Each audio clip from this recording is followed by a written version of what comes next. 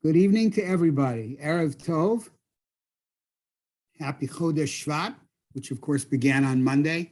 And this week's Parsha, of course, is Parshat Bo.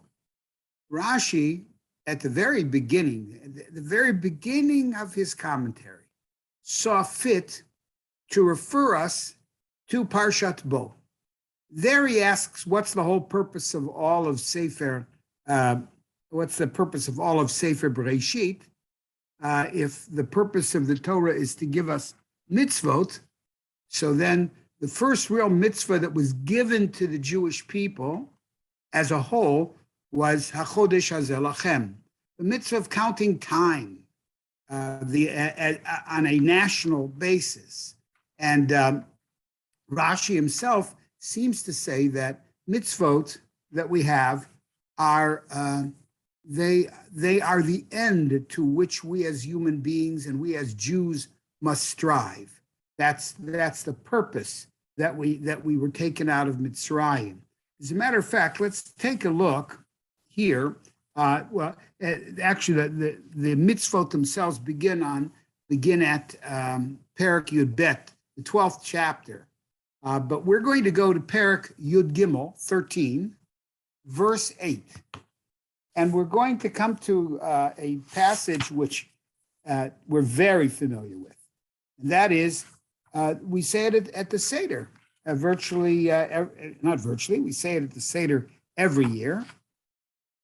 And that is, when we have the matzah and the morar in front of us, we have the mitzvah of Sipur Yitziat Mitzrayim, and we have the mitzvah of interacting with our family. This is really perhaps what separates us from all other, at least Western religions that we know, and that is the family. The family is the centerpiece of Jewish life. Yes, we certainly have a shul. We have a Beit Knesset. A Beit Knesset is, as Chazal say, Mikdash Ma'at. It's a miniature Beit HaMikdash. That's true. But the key to Jewish survival and the key to us as a living, growing, vibrant people is the family. And so the Pesach Seder, of course, celebrates that. One of the reasons I love Parshat Bo is because when it's 14 degrees outside and there may be snow on the ground, we get to talk about Pesach a little bit. Because, of course, the mitzvah of Pesach and its various mitzvot that we have is found in this parak. Parak Yud Gimel, Pasuk Chet.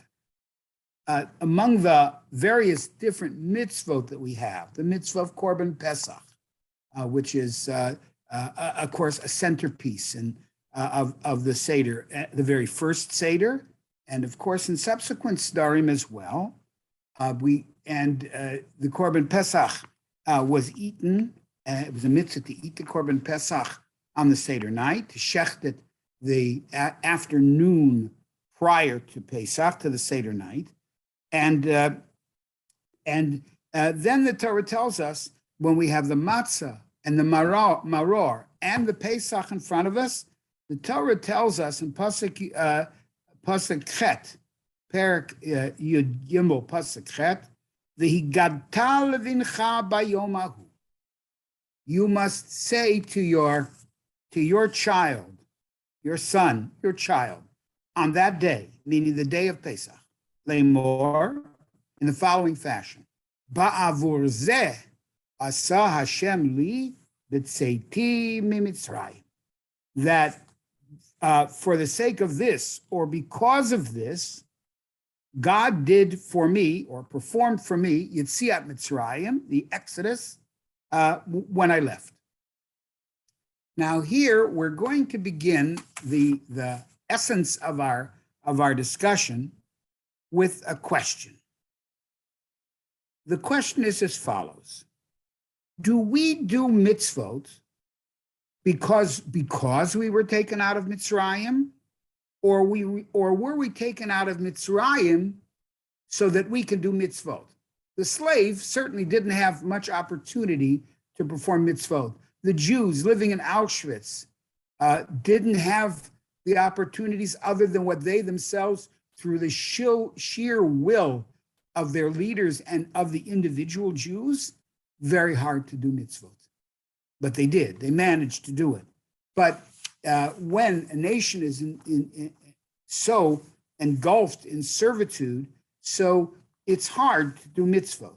So therefore, we're going to ask the question in two different ways. One, do we do mitzvot because we were taken out of Mitzrayim?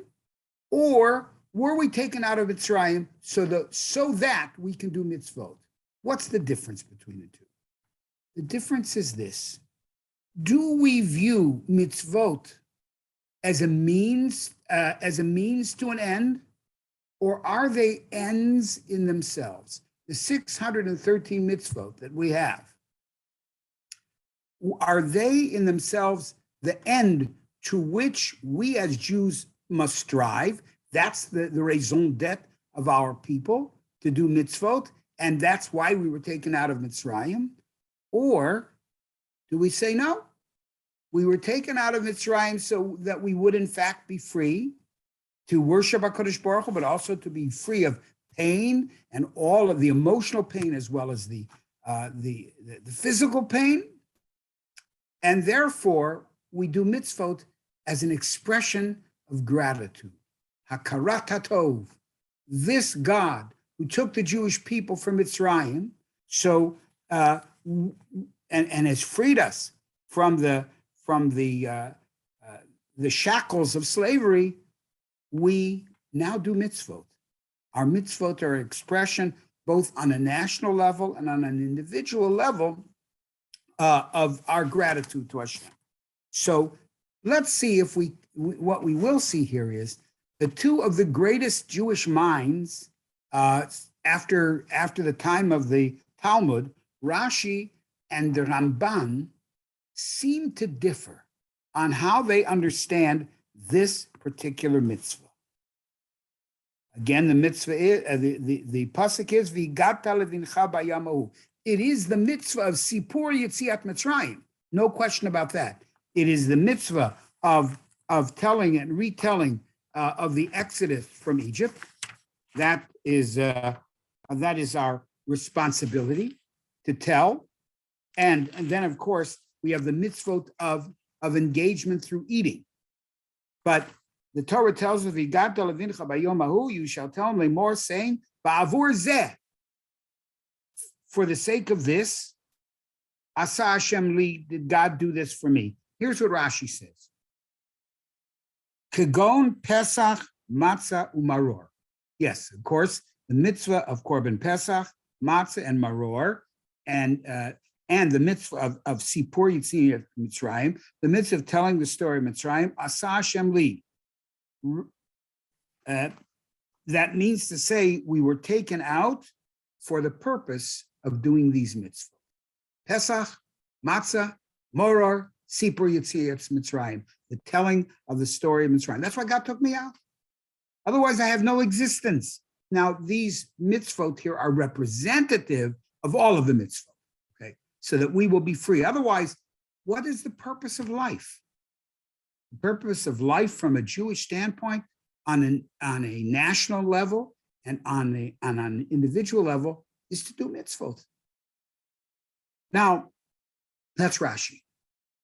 But the Ramban, who lived a little after Rashi was born in 1040, and in Yirtz Hashem, in 18 more years, with Hashem Yisborach's help, we will be celebrating as a people. The world will celebrate, hopefully in Eretz Israel, because Mashiach will have come by then. We will be celebrating the 1000th year of Rashi's birth. So he was born in 1040, and the Ramban was born in the year 1195. So we're talking about a 150-year gap between their births, 150-year gap between their births. Rashi came first. So first we see Rashi interprets this pasuk that while you are speaking of Yetziat Mitzrayim, and you are doing that, you should say that if you want to know why we were taken out for one purpose, to do mitzvah. The Ramban, as I say, who was born 150 years later, looks at it a little bit differently. He says, Ba'avur zeh she'asa Hashem li b'tzeiti b'Mitzrayim. He actually adds a letter, and that letter makes all the difference in the world. He says that Ba'avur zeh, because of this fact and this act, she'asa Hashem li, that God did for me, b'tzeiti b'Mitzrayim, I now have these mitzvot. I will do these mitzvot because according to the Ramban, mitzvot are an expression of gratitude.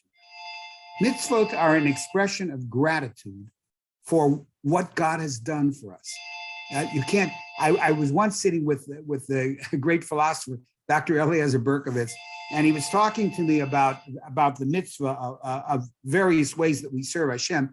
And he said, and he had a deep, profound German accent. He grew up, and actually he reached the pinnacle of his at least academic scholarly career in university during the time of the Nazis. Yimach Shemam Zichram. And he said to us, "Well, how does one express gratitude to God?"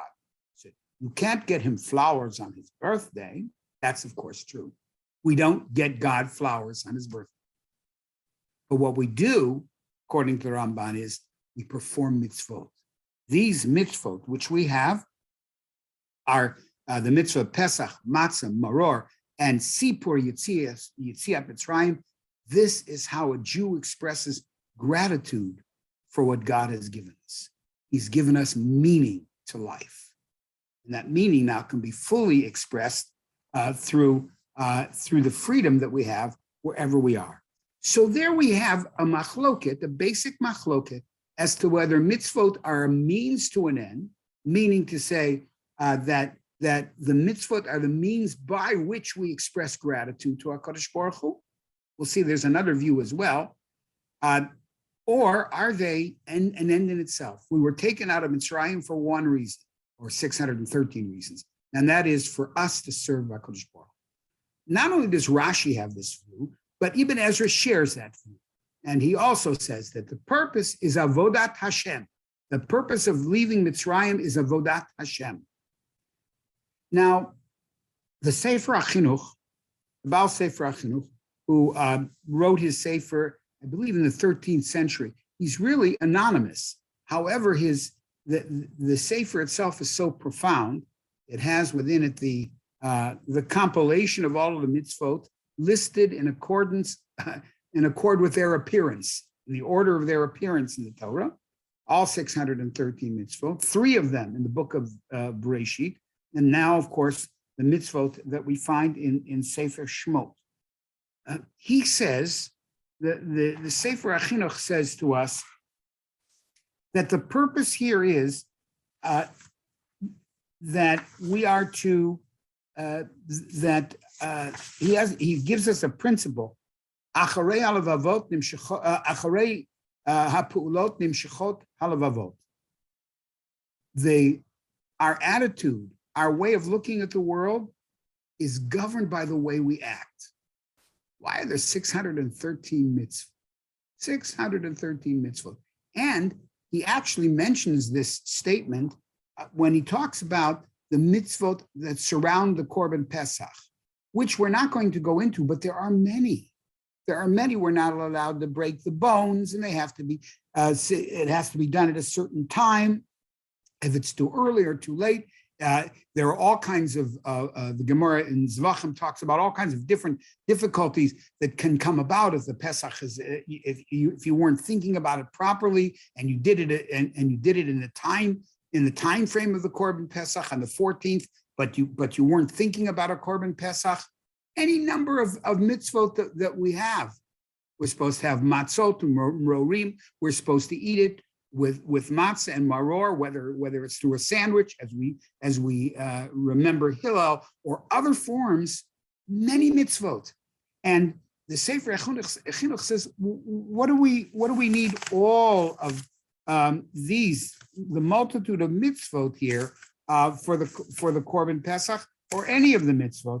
And he says, "Acharei ha'pulot nimshechot halavavot," that when a person learns to act properly, then they begin to think properly. You know, it's interesting among scholars in the general world, some say, look, if you first you think properly and then you act properly. In other words, when you find out why you need to do this, think it through, you reason it out, and then you act. The Baal Sefer HaChinuch says, no, it's not that. Acharei ha'pu'ulot nimshechot halavavot. The way we act governs how we think. And I think it's pretty true statement, a very true statement. He doesn't need my endorsement, as I say very often when we talk about the great minds of the Jewish people. The fact that Myers has decided this is very nice isn't the tipping point. The tipping point is the greatness of the work itself. But if we do look and see, we are occupied with mitzvot, all of us, from the day we're born, from the mitzvah of Brit Milah, or of course, which is an involuntary mitzvah, but we are involved in mitzvot, so that each and every day we have mitzvot that govern the way we act, and that also governs the way we think. So the Sefer HaChinuch also seems to agree that he agrees with Ramban, it appears, that mitzvot are a means to an end. It is the means by which mitzvot and the multitude of mitzvot which govern our day, they are the means by which we live a refined life. You know, the philosophers, whether in anything from Aristotle all the way down to Nietzsche and others, thinking is one way. To think and think and think is certainly it's good to think. But the question is, after all of the thinking of the philosophers, has any of them really created from their thought a lifestyle that is passed on from generation A to B to C to D and onward? Thinking is good. Philosophy has to do with thinking, and people should think. The Rambam certainly believed that way, but the Rambam's life wasn't bent on philosophy. The Rambam, Maimonides, created not created, but he conceptualized and formulated a philosophy in Moreh Nevuchim, which helps us to understand how we live and why we live. But when you look at the philosophers in general, there's a very short pattern, maybe no pattern at all, of followers who live the life of the philosophy. We live Judaism as a life of action, not merely a life of thought. And you know, it's interesting that we Jews are very much associated with thought. It's certainly so, right? When the non-Jewish world thinks of Jews, whether they like us or they don't like us, they certainly think of Jews as, quote, smart. Well, we're not all smart and we don't always act properly, and that's absolutely true. But smart comes to mind. But it's interesting. Judaism, despite the fact that, of course, we're engaged in the learning of Torah, every Jew, it's incumbent upon every Jew to engage in the study of Torah. Nevertheless, our lives are determined by how we act, not really so much as to how we think. So that's the machloket that we have between Rashi and the Ramban as to whether mitzvot are means to an end or an end in themselves. By the way, I'm not so sure that these two views are mutually exclusive. They're probably both. Take something like Limud Torah, the mitzvah of learning Torah. The mitzvah of learning Torah, of course, is a means to an end. For example, excuse me, if I want to know how to build a sukkah, so I have to look at Masechet Sukkah, and then I have to look in the various seifim of Shulchan Aruch to find out what constitutes a proper kosher sukkah. If I want to know about shechita, or if I want to know about how to put tefillin on, yes, I certainly have to engage in the study of Torah. In that sense, the study of Torah is a means to an end. But the Torah that you and I are engaged in right now is not just a means to an end. It is an end in itself. It's an end in itself. That this half hour that we spend learning is, and of course, all the hours that you spend learning is an end in itself. It helps us to achieve our purpose in life. It helps us to achieve. And that's a very important element of our Torah. Now, I want to spend one moment or two, just a little bit of an idea of three letters in a shoresh. There's three letters in the standard shoresh, the standard root of Jewish words, verbs, right? And one of them is the shoresh dalid bet resh. Dalid bet resh, davar.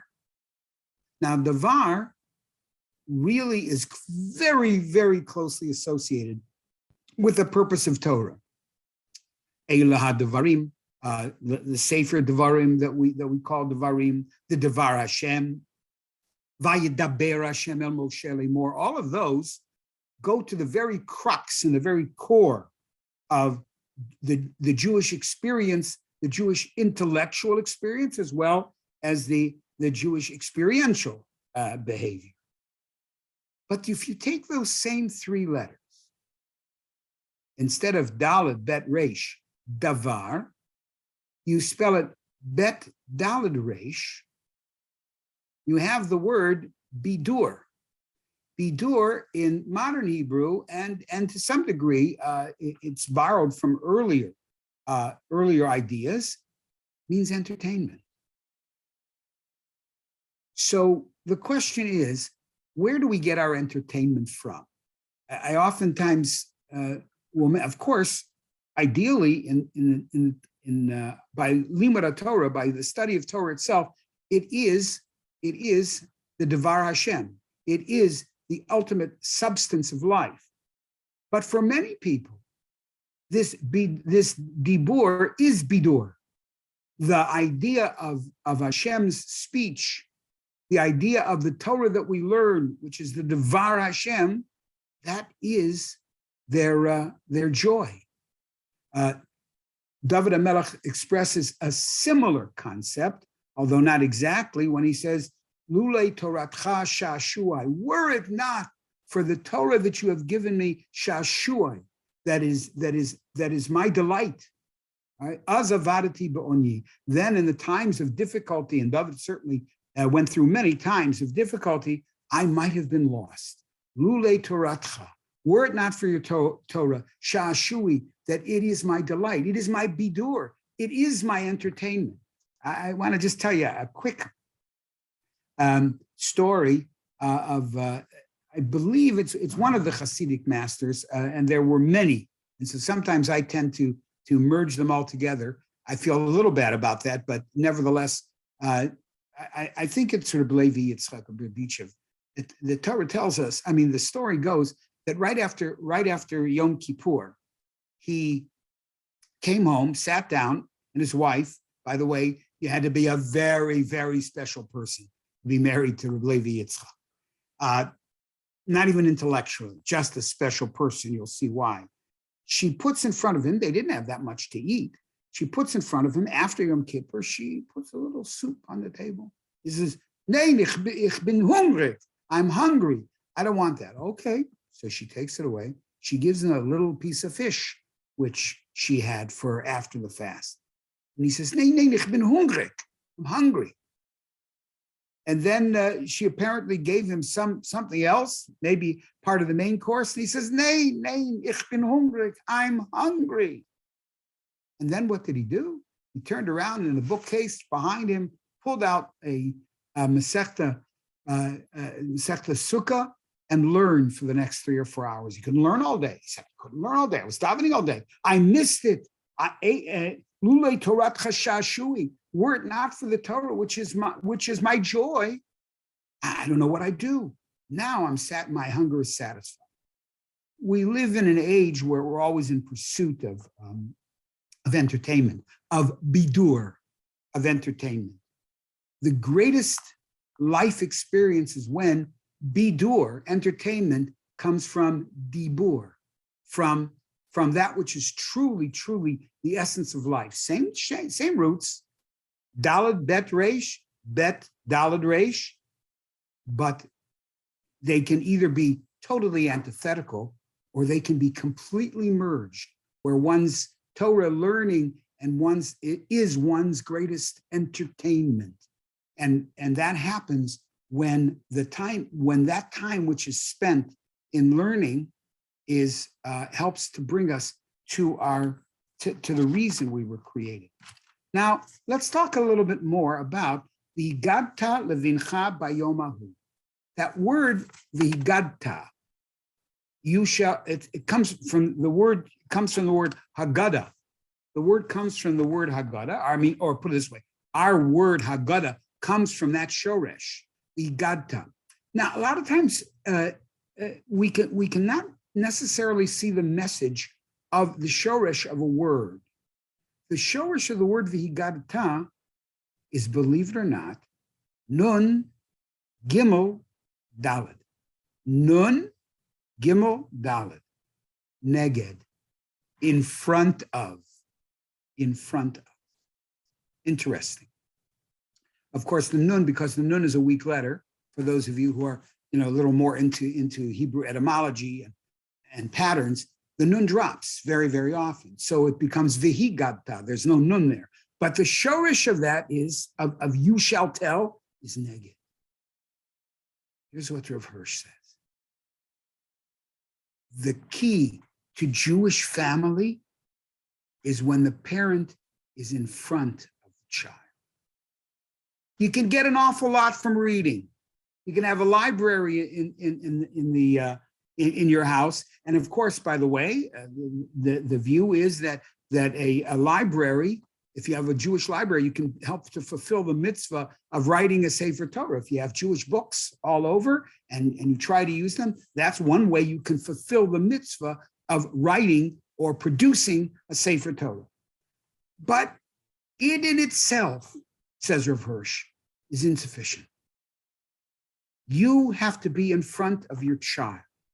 You have to, at the Seder table, at the Shabbos table, wherever we have an opportunity, we should be neged, in front of our children, so that they see us living the life that we live and to see us engaged in that life. So that's Rav Hirsch. And Rav Hirsch wrote, of course, for the people in his community in Germany in the 19th century. A lot of Jews went away from Torah. They went to university, and from there, oftentimes they would depart. So Rav Hirsch fought very, very hard. He's created his own Jewish school system from K through 12 or 13. I don't know how many exact grades they had. And he himself was a master of both Jewish knowledge, science, and he was a great follower. He read and made sure that the students in that system read the great literary giants of Germany, whether it was Goethe or Schiller or others. So that was Rav Hirsch. But in the end, he said, it's the family. Again, everything focuses on the family. Now, Rabbi Yoshe Ber Soloveitchik, we're almost come to the end of our shir. Rabbi Yoshe Ber Soloveitchik mentions on the word Higadta. Look how, two people can look and see so much in one word. He says the word Higadta, that you shall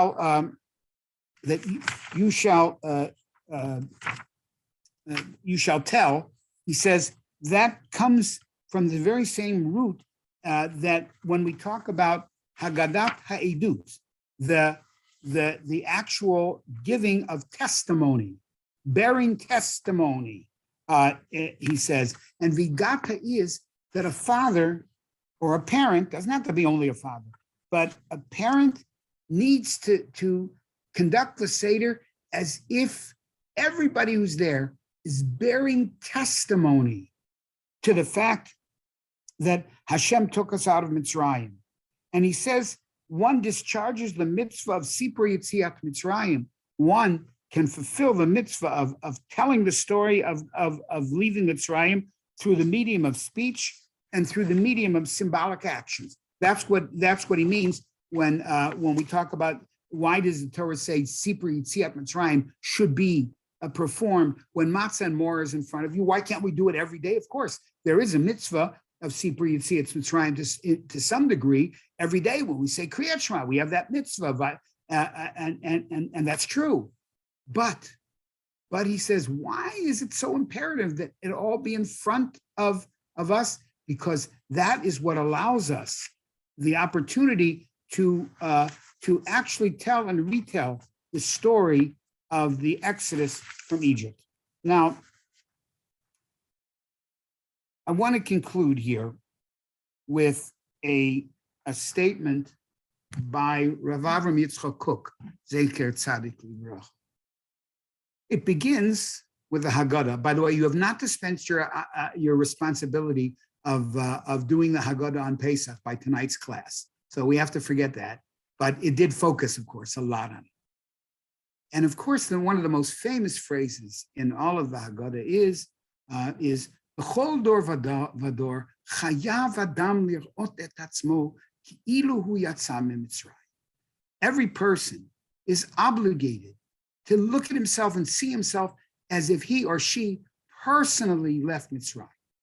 And that's a hard thing. I must say that was one of the more puzzling statements of the Haggadah, which I found. How can I look?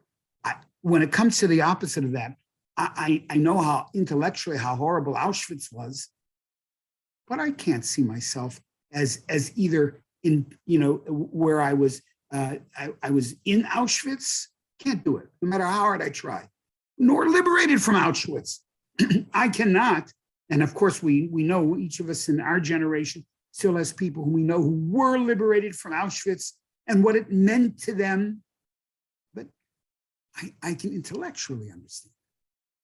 So I was troubled for many years until I came upon a statement by Rav Avram Yitzchak Kook.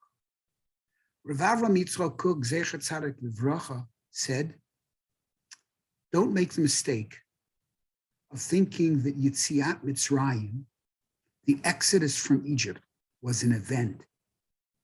It wasn't only an event. Yitziat Mitzrayim, he says, is an unfolding process. From the moment the Jews left Mitzrayim and went into the Yam Suf, into the Red Sea, and then they had all of the processes that they had in the desert till they got to Eretz Yisrael, and from Eretz Yisrael they went and abused some of the bracha that HaKadosh Baruch Hu gave us, and we went into exile. He said, you should know, Yitziat Mitzrayim is a process. You and I are part of that process, and that process is linked. It's not just a series of disjointed events. It is all part of an unfolding, ever-growing process by which we are on the way to liberation. If we look at it that way, and you see yourself and I see myself, my goodness, my grandfather said this Haggadah, my grandmother and great-great-grandparents, all the way back, they said these same psukim and the same Haggadah. We are all linked in a chain which cannot be broken and has not been broken. And so therefore, yes, we can, as Rabbi Soloveitchik says, we can bear testimony, we can bear witness, but we have to do it. And Rabbi Soloveitchik says, look at your child as if you are the sofer, you are writing the book, and your child is the parchment. The next generation is the parchment. And who creates that book? We do. We pass it, this generation passes it on to the next generation. They in turn, Bezrat Hashem, will pass it on until the time of Mashiach Tzidkenu, that he will come. So I wish everybody a good Shabbos, and in Yirtzeh Hashem, we hope to see you next week. Erev Tov. Thank you. Good Shabbos. Good Shabbos, Rabbi everybody. Yeshua, good Thank Shabbos. you, Rabbi. Have a good Shabbos. Good Shabbos, everybody.